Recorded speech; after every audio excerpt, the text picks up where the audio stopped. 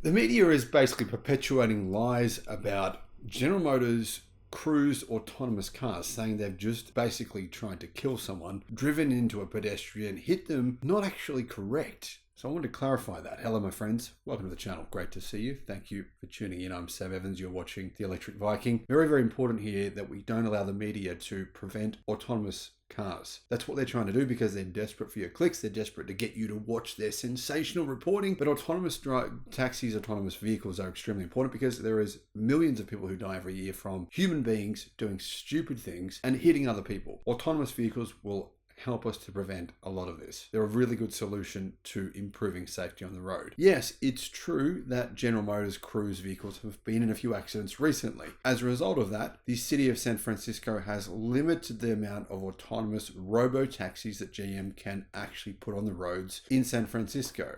But this latest story is really some very dishonest reporting from a lot of the US media. Now, a pedestrian was seriously injured after getting hit by a car in San Francisco on Monday night, one of which was a Cruise robo-taxi that hit the person. Now, what actually really happened here is someone has basically walked onto the road, a car has hit them, from what I can tell, and then they've bounced off that car and into the path of a Cruise robo-taxi. There was no way, from what I can tell, that the robo-taxi or any vehicle ever could have stopped or prevented this from happening. It wasn't their fault. This person has been hit by someone else and then bounced into the path of a robo-taxi.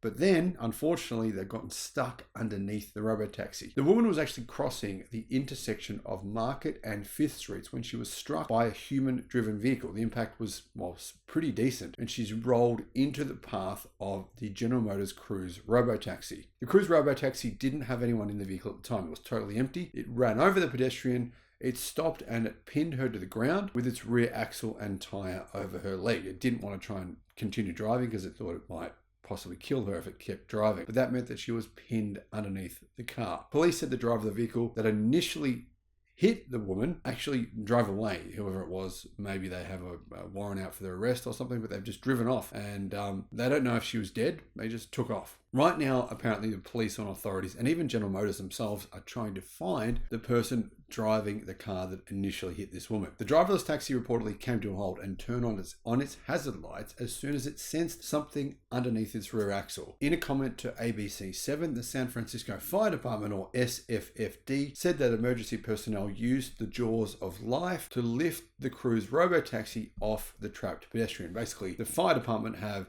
lifted the car up, gotten the person out and put down the robotaxi. So probably was the right decision by the robotaxi to not keep driving, because if it had been the right move to keep driving, then the fire brigade would have just said, General Motors, keep driving, drive the car forward so this woman can get out. And they didn't do that. They've instead lifted the car up and removed her. So it seems to me the robotaxi actually made the right decision here based on what we saw the fire department do. But the media is saying a robotaxi has tried to kill someone, really sensational stuff. I really don't like seeing this thing because it's doing a lot of disservice. Now, keep this in mind, guys. It's the United States versus China here. This is the US. This is very much a literal war between China and the United States to develop autonomous driving as quickly as possible. China doesn't care about this stuff. They're not going to say, oh, let's pause development of robotaxis because there's something that the media have reported on is sensationalized. But America does. America gets influenced by this sort of thing. So you've got to keep in mind, we don't want this kind of false narrative to be spread about robotaxis. It's obviously often a case with Tesla vehicles as well. We really want the US to continue developing this technology. Otherwise, it's just going to be in every car you buy from China. The technology will be from China. Look what Volkswagen Group have done. Had all these software problems in their cars. They went and bought a Chinese software company to fix them for $2 billion. Now, the other thing is, right, the fire department said this incident was the most serious they have encountered so far related to a driverless car, and that pedestrian has been transported to the San Francisco General Hospital with multiple traumatic injuries. In other words, they could die. But like I said, it's not the fault of the robotaxi. Cruise, for its part, noted in a statement that it is working with authorities to identify the driver that initially hit the pedestrian because they actually have video footage of this happening. Cruise also stated it was sharing video of the crash with investigators, as noted in the San Francisco Chronicle. Here's what Cruise said. At 9:30 p.m. on October the 2nd, a human-driven vehicle struck a pedestrian while traveling in the lane immediately to the left of a Cruise robotaxi. The initial impact was severe, and it launched the pedestrian directly into the front of the AV, into the front of the robotaxi. The robotaxi then braked aggressively to minimize the impact, and the driver of the other vehicle fled the scene. At the request of the police, the Robotaxi was kept in place. Our heartfelt concern and focus is the well-being of the person who was injured. We are actively working with police to help identify the responsible driver. This incident is the latest involving driverless robotaxis in San Francisco. There's been a few others, but none that were involving serious crashes like this one.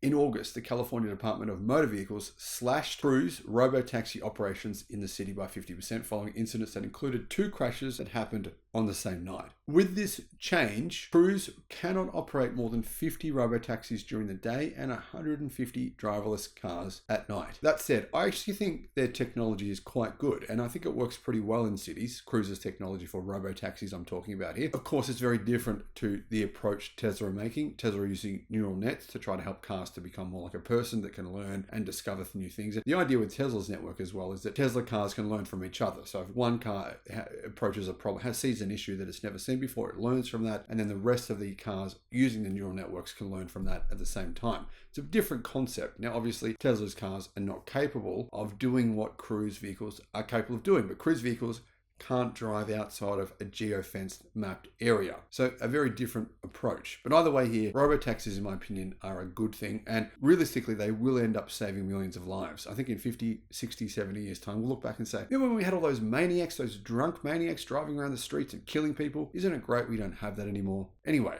what are your thoughts on this? Let me know in the comments. Thank you for watching.